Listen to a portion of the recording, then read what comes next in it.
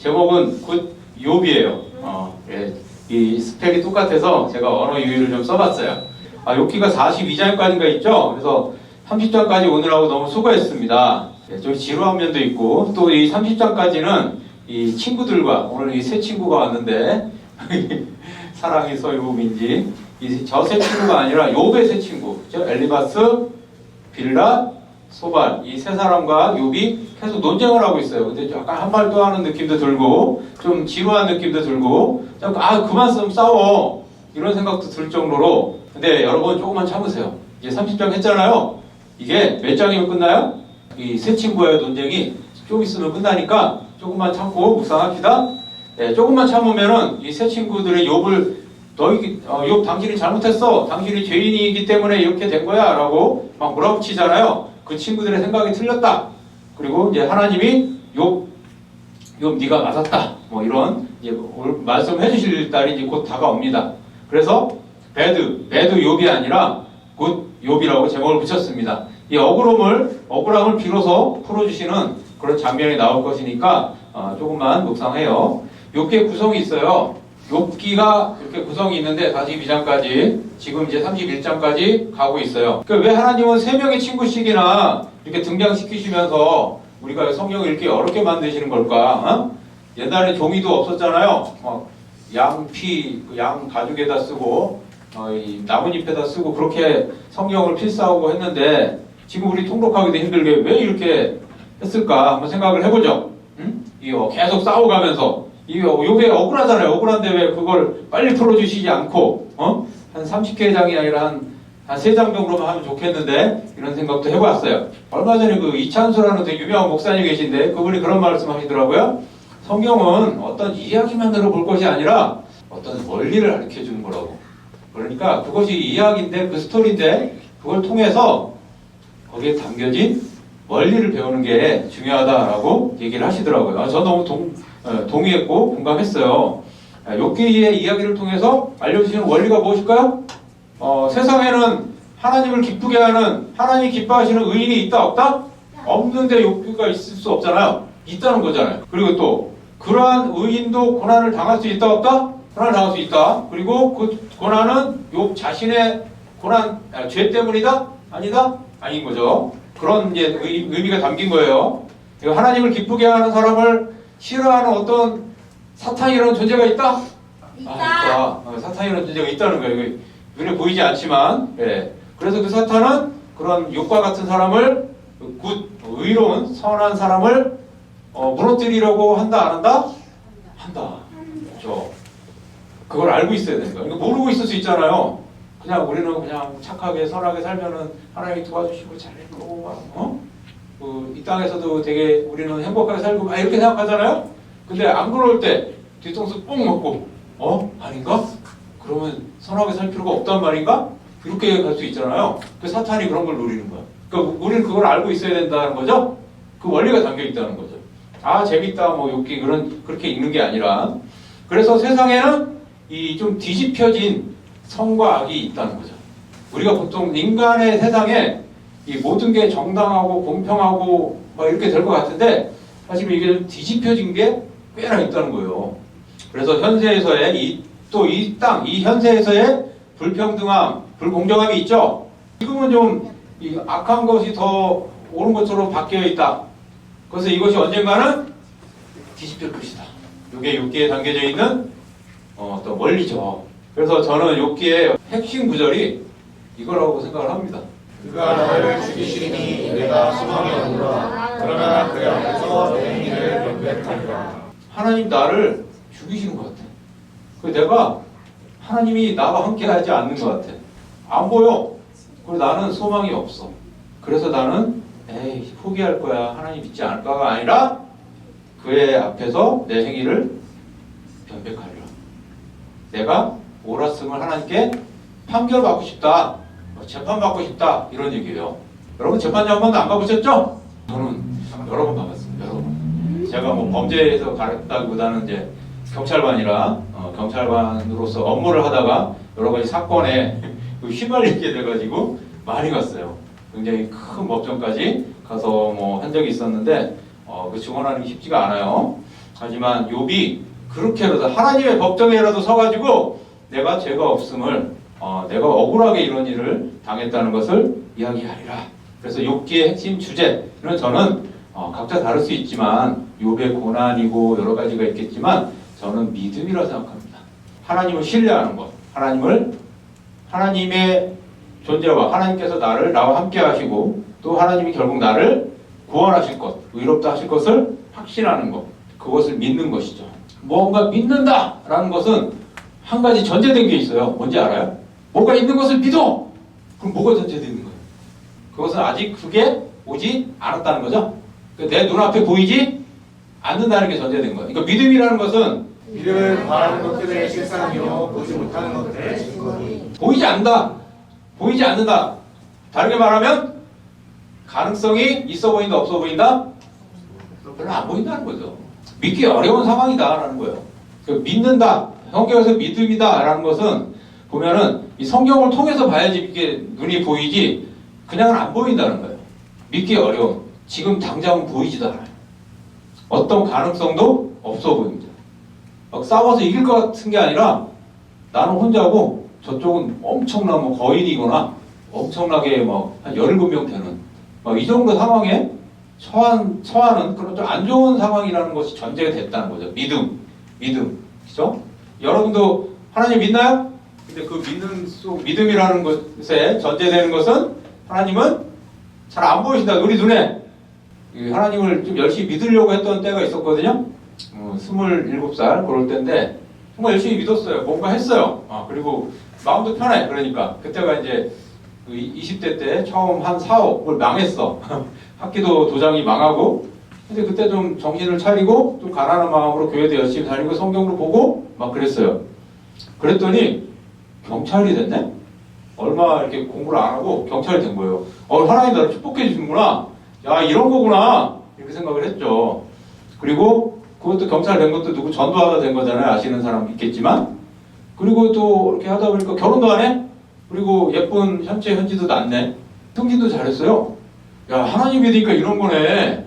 그리고 또 이제 가정이 좀 안정되고 집도 사고 뭐 이 맞벌이 하면서 또 돈도 모으고 막 이렇게 됐어요. 또 이렇게 경찰이니까 운동도 하고 몸도 건강해지고 너무 좋아 보였어요.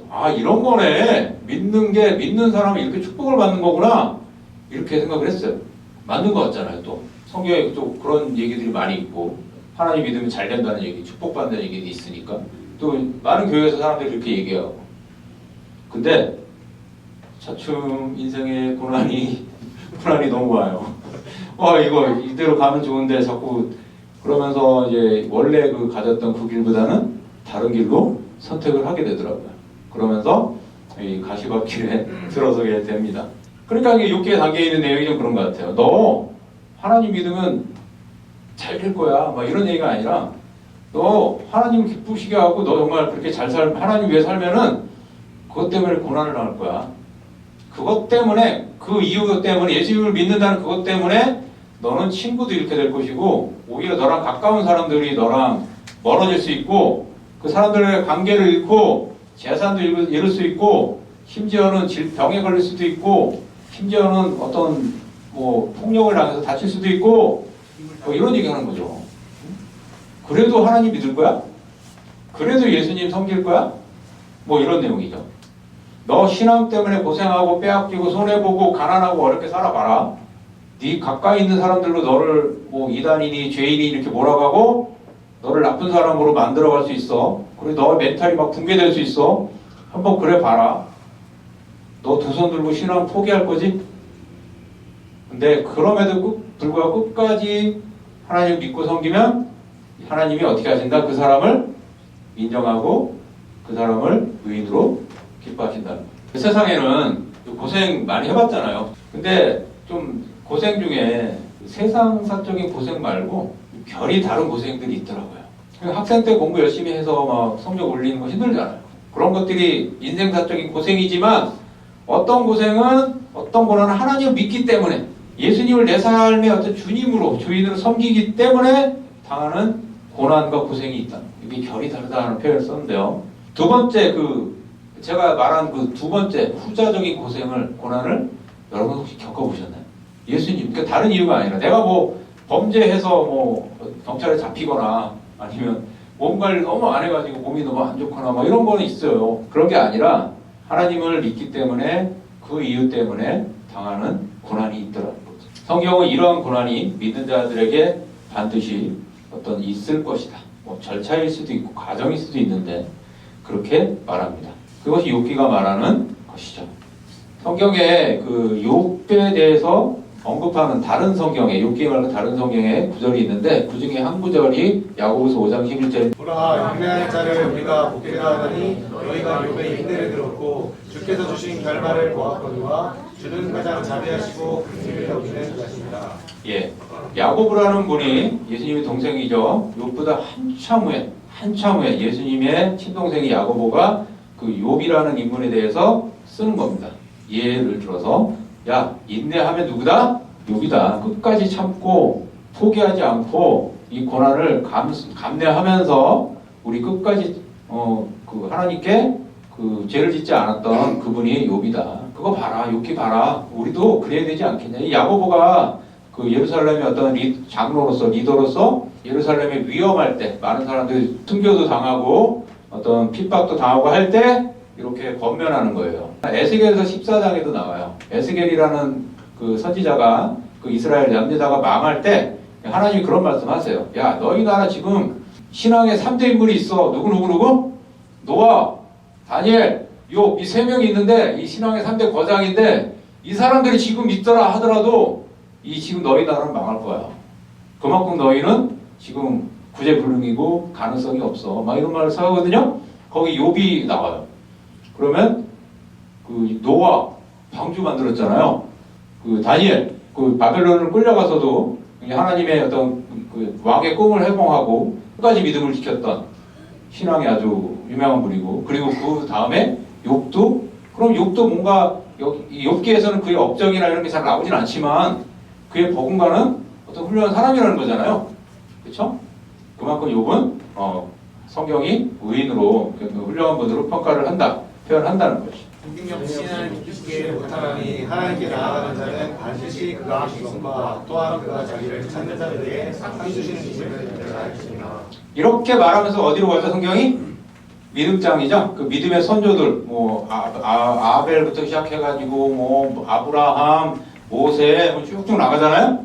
예, 사사들로 나오고 그러니까 믿음의 선조들을 예시하는 구절이 21장 6절이지만 저는 21장 6절의 가장 좋은 예시는 욥기가 아닐까, 욥이 아닐까라는 생각이 들어요. 왜냐하면 욥이 뭘 믿은 거예요, 그러면? 하나님께 나아가는 자, 내가 하나님께 나아가겠다고 하잖아요, 욥이. 반드시 뭘 믿는 거죠? 하나님 계신 것. 하나님이 안 계신 것 같아. 그래도 아니야, 하나님 계셔. 라고 욥은 나가는 겁니다. 끝까지 믿고. 그리고 하나님을 찾는 자들에게 반드시 구원을 주시고 축복을 주시고 상을 주신다는 것을 욥이 믿는 거죠. 그게 욥기에 구구절절하게 나와 있다라는 것입니다. 욥의 이름이 있어요. 이게 다른 사람들은 이름의 뜻이 뭐다 이렇게 명확하게 나오는데 욥의 이름은 좀 명확하지가 않아요. 이럴 수도 있고 저럴 수도 있다. 추론을 하는 거거든요. 히브리어를 봐도. 근데 그 중에 하나가 이제 오예부예요. 욥, 오예부 비슷하잖아요. 그러니까 오예부 하나님 그 원수, 대적 이런 의미인데 괴롭히는 존재 그런 단어가 욥이라는 단어에 욥에 포함되어 있다. 이렇게 생각을 하는 거죠. 그래서 그러면 이 욥이라는 의미가 원수면은 뭐 자기 아들을 이름을 원수로 짓지는 않겠지만 그 어떤 의미로 좀 그 욥의 이름을 추론할 수 있을까요? 하나님과 원수된 자, 하나님과 원수처럼 하나님이 원수처럼 생각하는 사람. 하나님이 적처럼 생각하는 또는 하나님이 괴롭히는 왜냐하면 욥기에 보면 하나님 나를 원수로 여기신다 하나님 나를 너무 괴롭히신다 이런 표현을 하거든요. 욥이 자기 말로 자기 입으로 그러니까 그렇게 욥의 이름을 뭐 만들었을 수도 있고 그리고 또 한 가지는 아부라는 단어 아브라함 할 때 아부가 아버지잖아요. 그 아부라는 단어가 이 욥의 이름에 포함됐다라고 생각을 해서 이 아버지에는 어디에 내 아버지는 도대체 어디에 계신 거야? 뭐 이렇게 생각하는 학자들도 있어요. 둘 중에 어느 게 맞는 것 같아요? 몰라요 정답은. 저는 근데 두 번째 좀 마음이 가더라고요. 내 아버지는 어디에 계신 거야? 아버지가 없는 것 같아. 이 아버지는 여기서 아버지는 하나님 아버지예요. 물론 제가 이제 아버지가 태어나 보니까 아버지가 없어. 제가 실제로 그래서 또 마음이 갔을 수도 있는데 욥의 이름이 그렇게 저는 느껴졌어요. 너무 나는 하나님만을 위해 살았어. 하나님께 내 모든 것을 쏟았어. 근데 하나님 나를 축복하지 않으시네? 마치 내가 죄인인 것처럼, 내가 원수인 것처럼 이렇게 대하시네? 그래서 막 부르짖고 기도를 해도 응답이 없다. 또 이런 심정이 어디에 잘 표현되냐면 시편 22편에 표현됐죠. 이거 어디서 많이 봤죠? 네. 누가 했어요? 예수님, 예수님이 했죠? 뭐라고 하셨어요? 외국말로 엘리 엘리 라마 사박다니. 엘리 엘리 라마 사박다니라고 십자가에 못 박히셔서 하신 말씀이에요. 엘리 엘리 나의 하나님 나의 하나님. 라마. 왜? 안 보여요. 어디 계세요? 그러면서 한간에는 이 예수님이 이 말씀을 엘리야를 찾는구나 라고 얘기도 하고, 어떤 이제 우리 성경 읽으니까 그건 아닌 걸 알잖아요. 우리는 어떻게 해석하죠?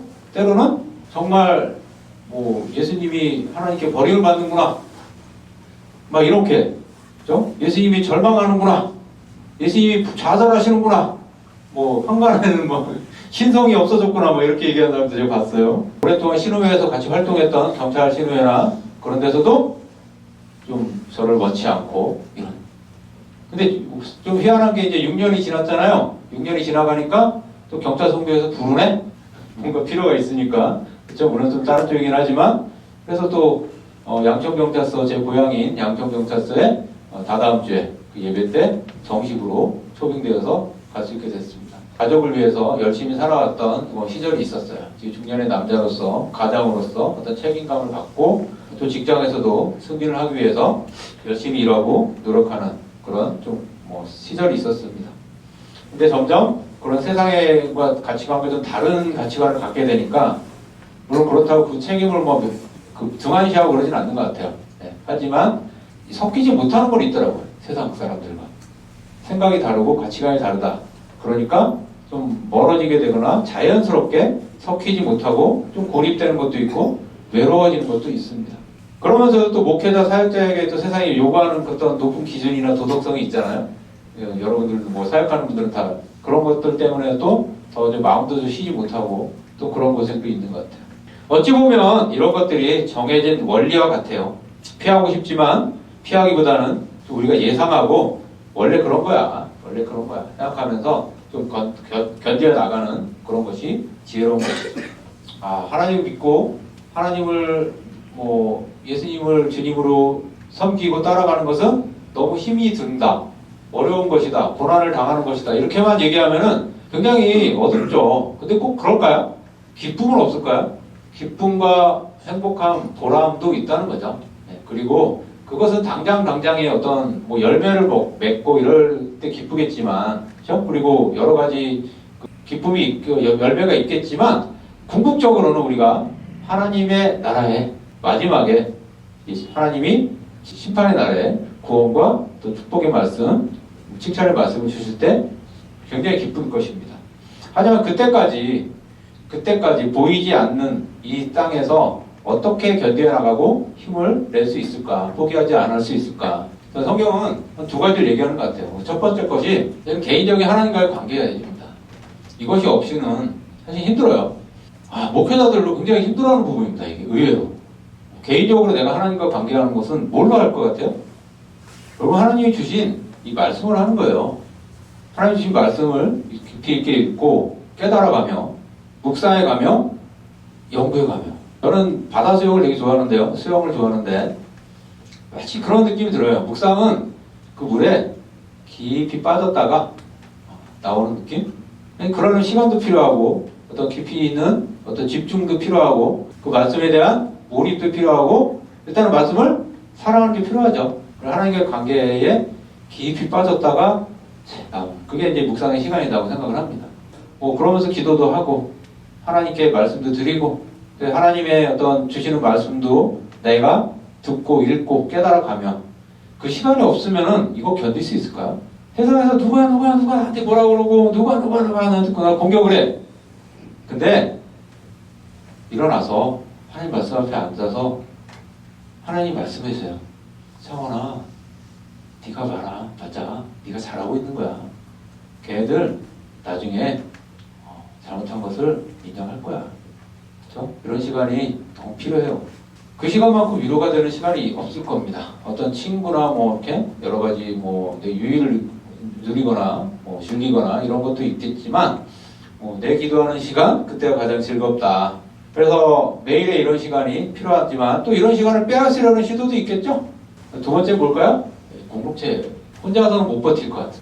공동체, 예수님이 12제자 공동체 만든 것도 실은 그런 의미가 될 것입니다. 하나님 위해서 사는 사람들, 또 하나님의 살기로 결정한 사람들, 믿음을 무엇보다 최고의 가치로 여기고 살아가는 사람들끼리 모인 공동체, 이 땅에서 반드시 필요합니다. 성경은 공동체를 이루라고 하시고 모이라고 하십니다. 두세 명이 예수님의 이름으로 모인 곳, 그렇게 공동체 이루신 목적이 뭘까? 서로에게 힘을 주고 지켜주고 도와주고 사랑하고 거대한 세상의 그 가치와 맞서 싸우고 서로가 서로를 보호하는 것입니다. 때로는 하향 평준화되면 안 돼요. 공무원 세계는 자꾸 하향 평준화돼요. 뭐 좀 하려면 자꾸 왜 하냐. 그래서 우리 자꾸 끌어올려야 됩니다. 이것도 합시다, 저것도 합시다. 그래서 부산해지라는 얘기는 아니지만 더 기준을 높이고 더 열심히 하고 그렇게 수준을 높여가며 서로를 품어줘야죠. 섬겨야죠. 뭐 전도하다 무시당하고 사역하다가 외로워질 때면 저 공동체에 와서 그런 아픔들, 그런 외로움들 서로 나누고 또 나쁜 것만 있지 않잖아요. 같이 나누면 야 내가 전도했는데 너무 마음이 좋고 나 연락처도 받고 그 친구랑 다음 주에 성경 공부도 같이 셋업됐어. 이런 굿뉴스도 같이 나누고 너무 이러면 좋겠어. 그러면 그 사람이 그런 얘기하면 나는 뭐지? 나도 이렇게 해야겠다. 이런 생각 갖는 거잖아요. 그렇게 영적인 리프레시도 하며 힘을 얻으라는 것이죠. 물론 개인적인 묵상 연구 중요하고 그것이 우선 돼야 되지만 사역하다 정말 힘들 때 같이 품어주고 도와주면 좋겠습니다. 그런 공동체 되면 좋겠습니다. 힘든 게 사실 그거더라고요. 또 외부적인 게 아니라 내적인 어떤 일 때문에도 많이 힘들어지더라고요. 그런 것도 같이 해결해 나가면서 좀 솔직한 마음으로 성숙하게 해결해 나가면 좋겠다 하는 생각도 합니다. 그렇게 예수님도 서로 사랑하라고 그렇게 얘기하고 바울도 서로 사랑하라고 얘기하고 요한도 서로 사랑하라고 얘기하는 게 성경에 그 말씀이 자꾸 있는 게 다 이유가 있더라고요. 저는 아까 말씀드린 결이 다른 고생을 좀 하고 있는 것 같아요. 대한민국의 50대 그 중년 남자로서 겪는 고생과 좀 결이 달라요, 이거는. 물론 그 고생도 해요. 가끔 배송 일도 하고, 뭐, 돈도 벌어야 될 때도 있고, 뭔가 집안에 어떤 문제가 생기면 그걸 해결해 나가기 위해서 뭐, 골머리 썩을 때도 있고 해요. 하지만 또 그거 말고, 이 신앙적인 결정 때문에 겪어야 되는, 당해야 되는, 또 해결해야 되는, 이겨내야 되는 그런 고생도 있더라고요. 여러분은 있나요? 있으시기를 바랍니다. 네, 마지막입니다. 이제 제가 좀 다른 고난이 기다리고 있는 곳으로 가려고 합니다. 어쩌면 그곳에는 또 다른 고난, 뭐 상처가 있을 수 있어요. 또 다른 고생만 있는 게 아니라 기쁨과 열매도 있을 거라고 기대합니다. 저 친구가 몽골 친구인데 제가 이렇게 맡았던 9명을 만났는데 그 중에 유일하게 저는 아직 예수님 안 믿어야 했던 친구예요. 저런 친구들 위해서도 좀 가야 되겠다는 생각을 했습니다. 여러분 크리스마스 얼마 안 남았죠? 크리스마스가 모든 나라의 국경일이 아니래요. 그걸 뭘 얘기하냐면은 예수님의 어떤 탄생과 어떤 그런 걸 기념하고 예배하는 그런 이제 사람들이 별로 없는 나라에서는 그것을 굳이 국경일로 여기지 않는다는 거죠. 어떻게 보면 우리가 꼭 우리나라에서 선교도 너무 필요하고 여러 가지 할 일이 굉장히 많은 것 같습니다. 그는 지금 제 생각에는 저는 밖으로 나가서 하나님의 일을 해야 되지 않을까 좀 결단도 했고 그런 깊이 있는 생각도 했어요. 세상을 살아가다 보면은 세상 자체의 고생은 분명히 하게 돼 있어요. 고생 안 할 수가 없습니다. 하는데 그거 안 할 수는 없고 그것을 감내해야 돼요. 그것을 견뎌내고 하는데 그거 말고 욥이 당했던 하나님을 기쁘시게 하게 했기 때문에 또 그것 때문에 사탄의 시기와 질투를 받아서 그렇죠? 그래서 하나님도 그것을 허락하십니다. 그래서 욥이 정말 그럼에도 불구하고 하나님 믿고 따르려는 그런 마음이 있는지 정말 끝까지 하나님을 사랑하는 사람인지 그 믿음을 그 마음이 순전한지 보려고 하시죠. 그것을 우리의 삶으로 욥기의 그 스토리를 우리의 삶으로 살아낼 수 있으면 좋겠습니다. 그래야 마지막에 다시 만나서 하나님께 착하고 충성된 종아 정말 잘했다, 수고했다 이런 말씀 정말 굿잡이었다 그런 말씀 듣는 여러분 모두가 되기를 바랍니다.